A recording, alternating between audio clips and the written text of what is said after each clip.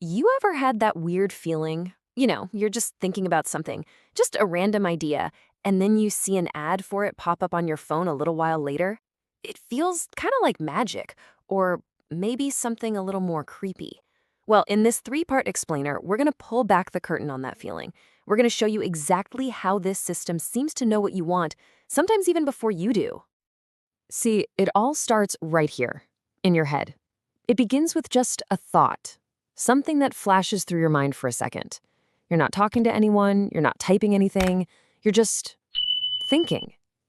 And that's supposed to be the one place that's totally, completely private, right? So let's paint a picture. Imagine you're just sitting in a cafe, looking out the window, and a runner zips by. For just a split second, a flash of color catches your eye, these really bright red running shoes. And the thought forms, just for a moment, I should probably get back into running. Maybe I need some shoes like that. And poof, just like that, the thought's gone. And I want to be super clear about this part. You don't take out your phone and Google red running shoes. You don't even say it out loud to the person you're with. It was literally just a little spark in your brain, an idea that just floated on by. It was a secret you didn't even realize you were keeping. Okay, so fast forward a few hours. You're back at home, relaxing, just mindlessly scrolling through your social media feed. You're not really looking for anything. And then you stop, because there it is. And it's not just an ad for any old pair of sneakers. No, it's a perfect picture of that exact brand, that exact shade of red that you thought about earlier.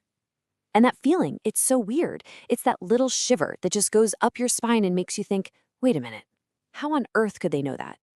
That feeling right there, that's our modern ghost story. It feels like something has reached into the one place that should be totally off limits, our own mind. So today, we're going ghost hunting. We're going to investigate this ghost in the machine and figure out how this impossible-seeming coincidence is actually built, piece by piece. And this, of course, brings us to the number one suspect. It's the conclusion we all immediately jump to, and honestly, it's pretty scary. Is my phone listening to me? I mean, it's the only thing that makes sense, isn't it? A secret microphone, always on, just feeding everything we say into some giant hidden system. It has to be that, right? Well, here's the twist. The truth is actually way more complex, and I think way more interesting than a simple hidden microphone. I mean, think about it. If your phone was recording you 24/7, your battery would die in like an hour, and your data bill would be astronomical. The reality is, they don't need to listen to you, because they have something that tells them so much more, your behavior. So if they're not listening, then what in the world are they doing? Well, you have to change how you think about yourself online. To these giant advertising systems, you're not really a person. You are a signal generator. Every single thing you do online, every little action, is a signal. It's a broadcast. And what you do, that's infinitely more valuable to them than who you are. Okay, now this is where it gets really fascinating. Look at this. On the left, you've got the old way of doing things, demographic data. That's just basic info, like your age, your gender, where you live. Now look at its predictive power down at the bottom. Pretty low. But now, look over to the right. Behavioral data. This is what you do. Your clicks, your scrolls, how long you pause on a picture. It's all happening in real time. And its predictive power? Whoa, it's not even a fair fight. This right here is the new gold. Let me give you a perfect example of this. We'll call it the single father paradox. So based on his identity, his demographic profile, a system might just label him a bachelor, and it'll start showing him ads for sports cars and dating apps.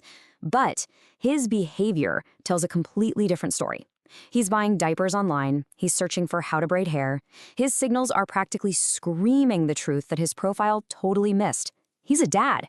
See, identity is just a snapshot, but behavior is the truth in real time. So what exactly are these signals? Well, the best way to think about them is as your digital body language.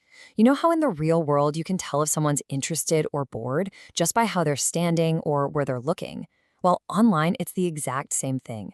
Your actions are constantly broadcasting your true intentions, even when you're not saying a word. Okay, so the most obvious piece of digital body language is the click. It's like a digital handshake. It's you consciously and deliberately saying, yes, I am interested in this thing, show me more. It's a crystal clear signal, no mistaking that one. But here is where it gets really subtle. What about all the stuff you don't click on? Enter the hover. The hover is like a digital glance. Your mouse just pauses over a picture for a couple of seconds. You didn't actually click, but you hesitated. And that little pause, that's data. It signals curiosity. It's a flicker of interest that the system absolutely sees and remembers. It's a maybe that's almost as good as a yes. And get this, even the way you move tells a story. The speed of your scroll is your digital pace. Think about it. If you're scrolling really fast, just flying down the page, you're probably just scanning. You're not that engaged. But if you slow down, if you're scrolling deliberately, that signals that you're really paying attention, that the content is connecting with you. Every single movement sends a message.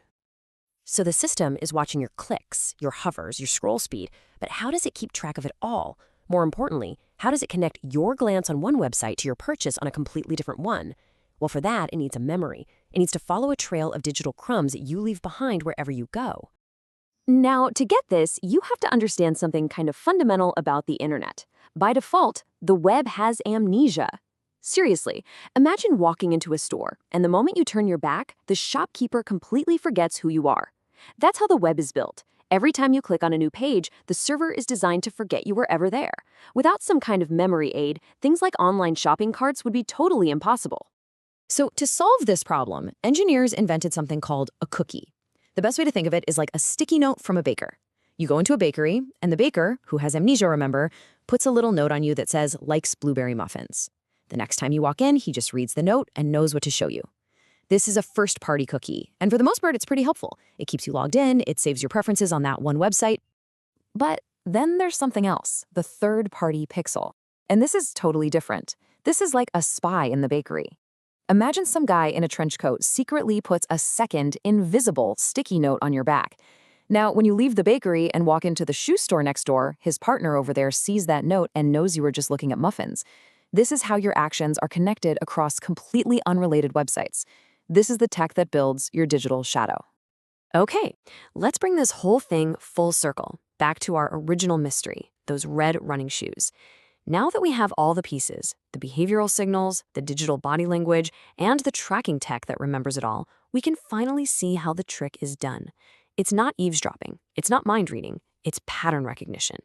They don't need to hear your thoughts because they have something way more powerful.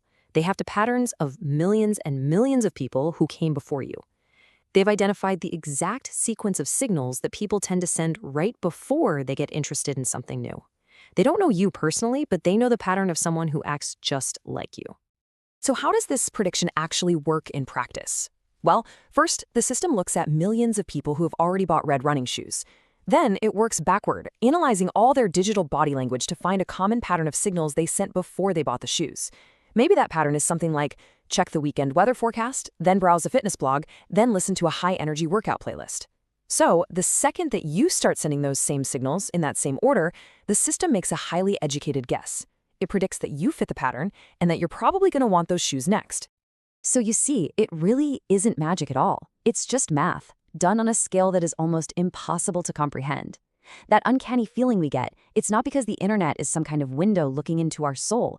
It's because the internet has become a mirror, and it's just reflecting our own unconscious signals right back at us with perfect clarity. And that's the whole key. You're constantly writing this story about yourself online in a language you don't even know you're speaking. But the machines, they're fluent. You didn't have to say a single word about red shoes. You just had to act like yourself.